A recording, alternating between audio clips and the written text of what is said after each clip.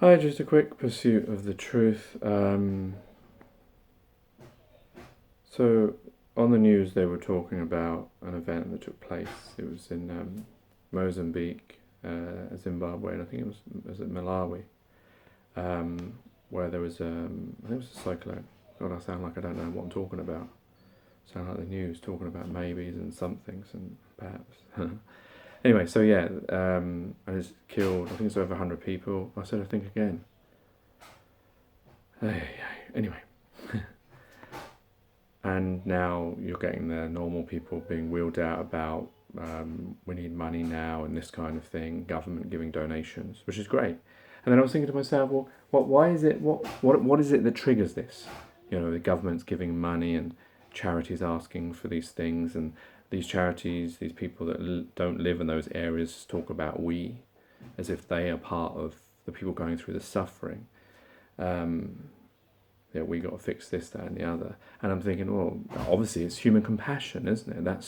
That's what's being triggered now. But then I think to myself, well, wait a minute, that's not true, because in that month, 100 people died of that cyclone. But in that country, possibly more than 100 people died of starvation, or more than 100 people died of not getting vaccines if vaccines are the good thing, or not getting cures or medicines that, let's say, that are proven to help. So where's the human compassion then? Why does it only take place when there's some kind of major disaster? Is that the only time when human compassion is triggered? Because if you look at it, yeah, obviously, you're going to say, yes, that's why we're giving money. We're helping each other out because at a time of the greatest need, this big disaster.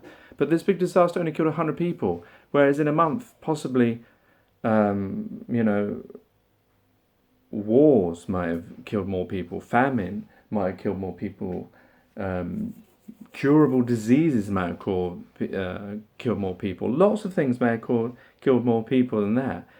Toxic waste, chemical factories from the West that are being put there. People who are being given £1 to do work that when it's sold for £100. All those types of things. Where's the human compassion for those?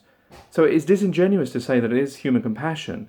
It's just because there's a big event and it's central, it's on the news, and that's why they feel that they have to get their hands out of their pockets and give some money and look good. It's almost like virtue signaling, as I think that's the right term for it. But why don't we see that? We don't see it as that, because if you ask most people, or even most people listening to this, they'll be saying, no, you're wrong. This is human compassion. These charities, I mean, maybe they do care about the people because they might be helping out, all the time. But then again, I'm very dubious of charities, because there seems to be charities for hundreds of years, and we seem to have the same problems still, despite the huge amounts of money that is given. I mean, the money that must be given just in this country alone, let alone the whole world, how much charity they give, it must be enough to sustain how many countries for years. But it never seems to fix the problem. I don't know if that's just a band-aid issue. But anyway, so yeah, that's what I was thinking about. Where's the human compassion all the time for everyone? That the people that are suffering all the time. Why do we only do it when there's some kind of natural disaster? And that's really to those people, the powerful, the rich, the elite, the ones that want to be seen at these kinds of times, speaking out about these kind of things, or going there and shaking hands, and then going back and living in their mansion houses with their huge bank accounts with money that they're never ever going to spend.